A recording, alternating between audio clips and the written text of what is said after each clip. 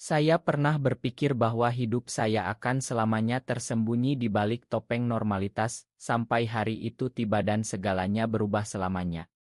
Remote yang saya berikan kepada bos saya bukanlah alat untuk presentasi kantor, melainkan kunci rahasia ke dunia pribadi saya yang penuh dengan cerita cinta sesama jenis. Dan ketika dia mengembalikannya dengan senyuman yang tak terduga, saya sadar bahwa takdir telah melemparkan saya ke pusaran emosi yang tak pernah saya bayangkan. Saya, Andi, seorang pemuda biasa dari Jakarta, bekerja sebagai teknisi IT di sebuah perusahaan startup teknologi di kawasan Sudirman. Hidup saya seperti kebanyakan orang di ibu kota ini, sibuk, penuh tekanan, dan penuh rahasia. Saya lahir di keluarga sederhana di pinggiran kota, di mana nilai-nilai tradisional Indonesia masih kuat menancap. Ayah saya seorang pegawai negeri yang tegas, ibu saya seorang ibu rumah tangga yang selalu mengajarkan tentang jalan yang benar. Tapi sejak remaja, saya tahu ada sesuatu yang berbeda dalam diri saya. Saya tertarik pada sesama pria, tapi di negara seperti Indonesia, di mana masyarakat masih konservatif dan agama memainkan peran besar, itu seperti bom waktu yang siap meledak kapan saja. Pagi itu, seperti biasa, saya datang ke kantor dengan tas ransel penuh gadget. Bos saya, Pak Rian, adalah cewek muda yang karismatik, berusia sekitar 35 tahun, dengan penampilan yang selalu rapi dan senyum yang bisa membuat hati siapa saja berdegup kencang. Dia berasal dari keluarga kaya di Surabaya, tapi pindah ke Jakarta untuk membangun perusahaan ini. Semua orang di kantor mengaguminya, termasuk saya, meski saya selalu menjaga jarak. Hari itu, kami punya meeting penting dengan investor. Pak Rian meminta saya menyiapkan remote untuk proyektor, tapi dalam kebingungan pagi yang sibuk, saya salah mengambil remote dari tas saya. Remote itu bukan remote biasa. Itu adalah remote untuk speaker Bluetooth saya di rumah, yang terhubung ke playlist pribadi saya. Di dalamnya ada lagu-lagu romantis, podcast tentang cerita, dan bahkan rekaman suara dari aplikasi kencan rahasia yang saya gunakan. Saya tidak pernah membayangkan akan membawanya ke kantor, tapi entah bagaimana, itu tercampur dengan peralatan kerja saya. Saat meeting dimulai, Pak Rian mengambil remote dari tangan saya dengan cepat. "Terima kasih, Andi. Mari kita mulai." Hati saya berhenti sejenak. Saya sadar kesalahan itu saat dia menekan tombol pertama. Bukan slide presentasi yang muncul, melainkan suara lagu Cinta Tak Pernah Salah yang bergema pelan dari speaker ruangan. Semua orang terdiam, lalu tertawa kecil. Pak Rian mengerutkan kening, tapi dengan cepat mematikan suara dan beralih ke remote cadangan. Gangguan teknis," katanya sambil tersenyum. Meeting berlanjut, tapi saya merasa dunia saya runtuh. Setelah selesai, dia memanggil saya ke ruangannya.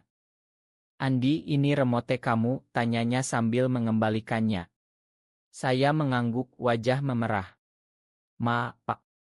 Saya salah ambil." Dia tertawa pelan, "Tidak apa. Tapi playlistnya menarik. Kamu suka lagu-lagu seperti itu?" Pertanyaan itu seperti pisau yang menusuk. Saya diam, takut dia tahu lebih banyak.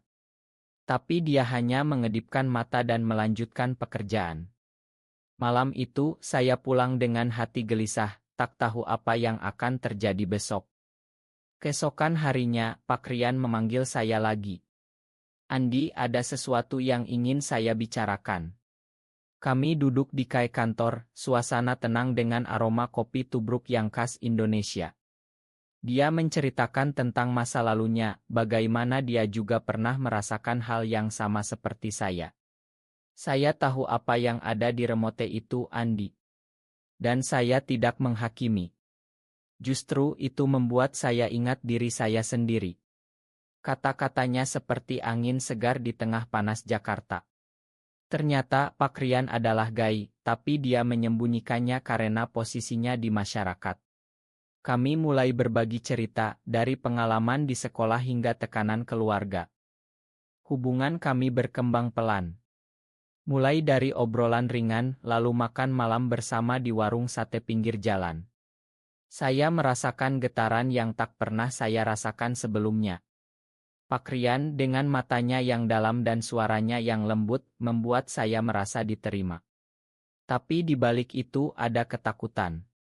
Indonesia bukan tempat yang mudah untuk cinta seperti ini. Ada undang-undang, ada norma masyarakat, ada keluarga yang bisa hancur jika tahu.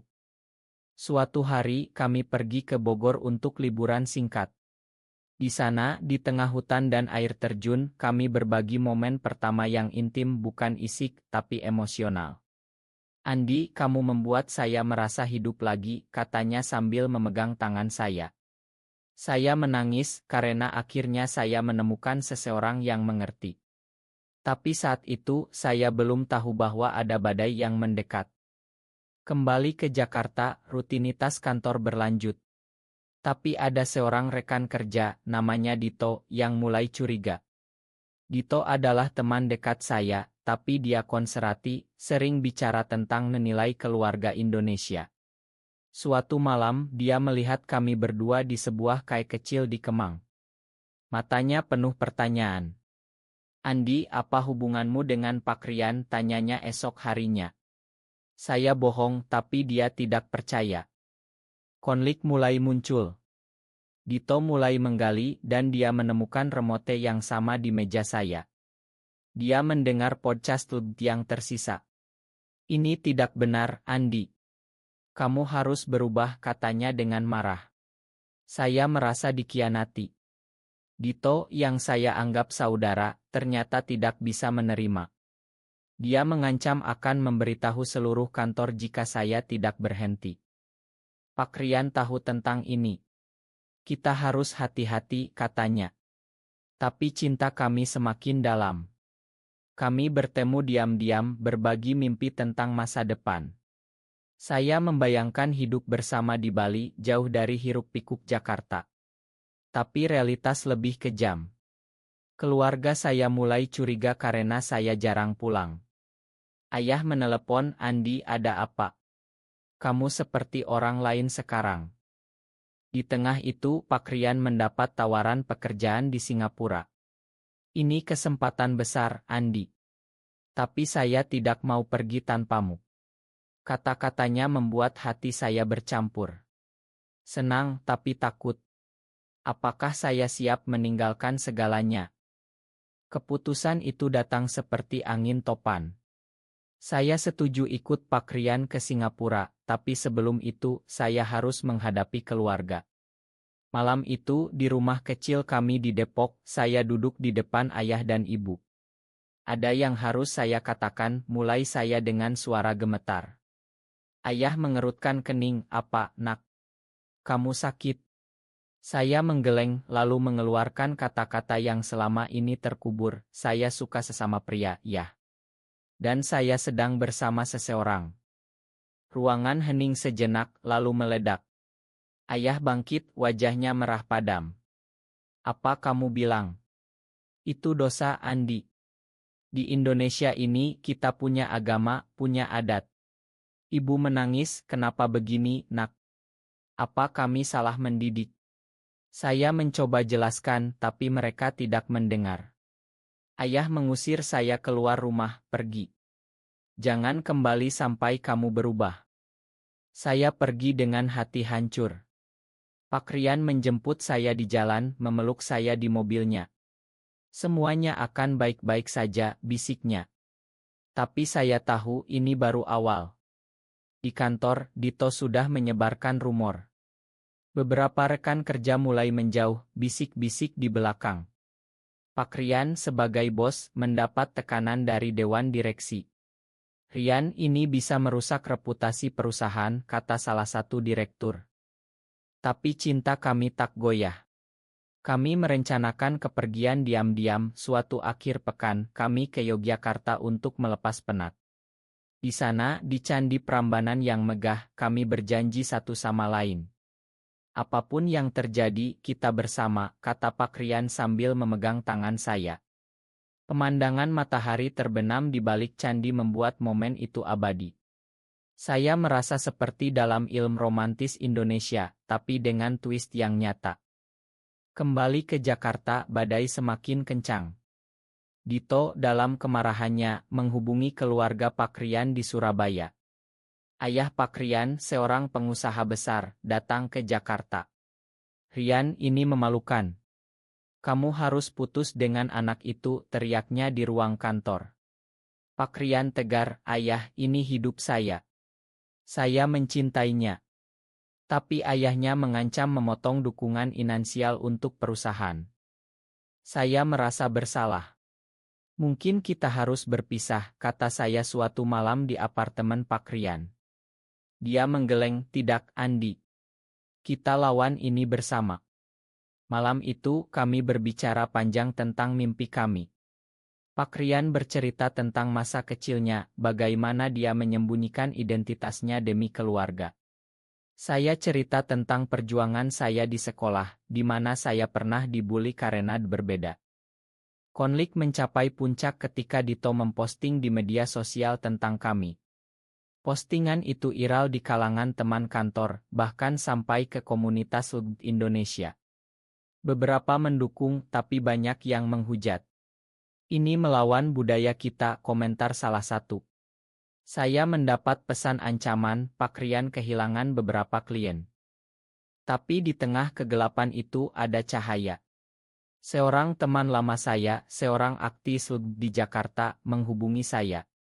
"Andi, kamu tidak sendirian. Ada komunitas yang mendukung.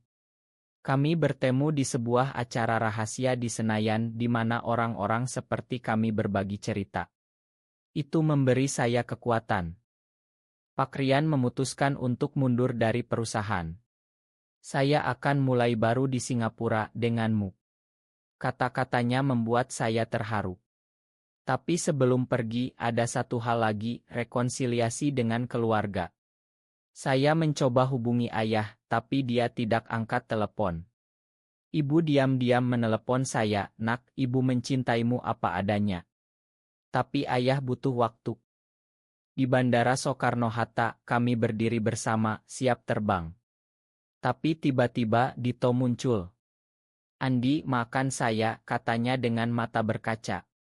Saya salah. Saya takut kehilangan teman. Kami memeluk dan itu seperti akhir dari babak gelap. Di Singapura, hidup baru dimulai. Kami tinggal di apartemen kecil di Orchard Road, jauh dari hiruk-pikuk Jakarta. Pak Rian, atau sekarang saya panggil Rian saja, mulai bisnis konsultasi teknologi. Saya bekerja sebagai relancer hidup di sini lebih bebas, meski kami tetap hati-hati. Komunitas di Singapura lebih terbuka, dan kami bergabung dengan kelompok dukungan. Tapi masa lalu tak pernah benar-benar hilang. Suatu hari, saya mendapat berita dari ibu, ayah sakit, stroke ringan. "Pulanglah, Nak," katanya. Hati saya terbelah. Rian mendukung, "Pergi saja. Saya ikut jika perlu." Saya kembali ke Jakarta sendirian, takut tapi penuh harap. Di rumah sakit, ayah terbaring lemah. Matanya memandang saya, penuh penyesalan. "Andi, makan ayah," bisiknya. Kami berbicara panjang tentang masa kecil, tentang kesalahan. "Ayah takut kehilanganmu, tapi justru ayah yang salah." Air mata mengalir, dan itu seperti penyembuhan. Saya tinggal seminggu membantu ibu. Dito datang berkunjung, kami berdamai sepenuhnya. Saya belajar banyak, Andi. Cinta itu universal. Kata-katanya menyentuh. Kembali ke Singapura, Rian menyambut dengan pelukan hangat. "Bagaimana?" tanyanya. Saya ceritakan semuanya, dan kami merayakan dengan makan malam romantis di tepi sungai. "Kita sudah melewati badai," katanya. Tapi hidup tak selalu mulus. Rian mendapat tantangan bisnis, kompetitor dari Indonesia mencoba sabotase. "Mereka tahu tentang kita," katanya suatu hari. Saya khawatir, tapi kami saling menguatkan. Di tengah itu, kami mengadopsi seekor kucing dari shelter, simbol kehidupan baru kami. Suatu malam, di balkon apartemen, Rian berlutut. Andi, maukah kamu menikah denganku? Cincin sederhana di tangannya berkilau. Saya menangis bahagia, iya. Meski di Singapura pernikahan sesama jenis belum legal sepenuhnya, kami lakukan upacara simbolis dengan teman-teman. Keluarga Rian akhirnya datang. Ayahnya, setelah mendengar dari saudara, mulai melunak. Saya ingin cucu, tapi yang penting kalian bahagia, katanya. Itu momen emosional. Tapi ada pengkhianatan tak terduga. Seorang mantan rekan bisnis Rian yang iri membocorkan rahasia kami ke media Indonesia. Berita menyebar, CEO muda terlibat skandal. Telepon berdering tak henti, ancaman datang lagi. Kami menghadapinya bersama. Rian mengadakan konferensi pers, saya bangga dengan siapa saya. Cinta bukan dosa. Dukungan datang dari komunitas, bahkan dari selebriti Indonesia yang diam-diam mendukung. Dukungan itu seperti gelombang. Postingan Rian Iral, ribuan like dan share. Aktis di Indonesia menggunakan cerita kami sebagai inspirasi. Terima kasih telah berani, kata salah satu. Tapi ada harga yang dibayar. Bisnis Rian sempat goyah, tapi pulih berkat klien baru yang mendukung inklusitas. Saya mulai menulis blog anonim tentang pengalaman kami, berbagi cerita untuk membantu orang lain. Di Indonesia, kita masih berjuang, tapi harapan ada, tulis saya. Banyak pesan masuk dari pemuda yang merasa sama seperti saya dulu. Suatu hari, kami kembali ke Indonesia untuk acara amal. Di Bali, di pantai Kuta yang ramai, kami bertemu keluarga. Ayah saya sekarang sehat, memeluk Rian. Selamat datang di keluarga, katanya. Ibu menangis bahagia. Itu seperti mimpi. Tapi konflik belum berakhir. Dito yang sekarang jadi sekutu memberi tahu ada rencana demo anti di Jakarta. Hati-hati, katanya. Kami memutuskan untuk aktif bergabung dengan parade Pride virtual. Di tengah itu, Rian sakit. Demam tinggi, diagnosis stres akut. Saya merawatnya, mengingatkan betapa saya mencintainya. Kamu adalah remote yang benar untuk hatiku, candaku. Dia tertawa dan kamu yang tak pernah kuperkirakan. Pemulihan Rian membuat kami lebih kuat. Kami pindah kembali ke Indonesia, ke Bali, membuka kai kecil yang inklusi. Tempat untuk semua, kata kami. Bisnis berkembang jadi simbol harapan. Tapi pengkhianatan datang lagi. Seorang karyawan baru yang ternyata dikirim kompetitor mencoba sabotase. Dia mencuri data, tapi kami tangkap. Kenapa? Tanya saya. Karena kalian berbeda, jawabnya. Itu menyakitkan, tapi kami makan, beri kesempatan kedua. Hidup berlanjut dengan pasang surut. Kami adopsi anak yatim meski bukan resmi, tapi beri rumah. Ini keluarga kita, kata Rian. Tahun berganti, kami semakin tua. Bali jadi rumah permanen dengan pantai dan sawah hijau. Saya ingat remote itu yang sekarang jadi kenangan lucu. Itu awal segalanya, kata saya pada Rian saat ulang tahun kami. Tapi badai terakhir datang. Rian didiagnosis kanker. Stadium awal bisa diobati, kata dokter. Saya hancur, tapi tetap kuat. Kita lawan ini bersama, kata saya, seperti dulu. Pengobatan di Singapura, saya ikut. Keluarga datang, dukung. Dito jadi saudara, bantu bisnis. Di rumah sakit, Rian pegang tangan saya. Andi, jika aku pergi, ingat cinta kita. Tapi dia sembuh. Mukjizat, kata dokter. Kami kembali ke Bali, lebih menghargai hidup. Sekarang kami advokasi hak di Indonesia. Bicara di seminar, bantu pemuda. Cinta tak kenal batas, pesan kami. Akhirnya, di usia 50, kami duduk di pantai, lihat matahari terbenam. Terima kasih atas remote salah itu, kata Rian. Saya tersenyum dan atas sesuatu yang tak kuperkirakan, cinta sejatimu. Hidup kami jadi inspirasi. Buku tentang cerita kami terbit bantu ribuan. Indonesia berubah pelan, lebih toleran. Kami bahagia meski perjuangan terus. Dan begitulah, dari kesalahan kecil, lahir cinta besar yang mengubah segalanya.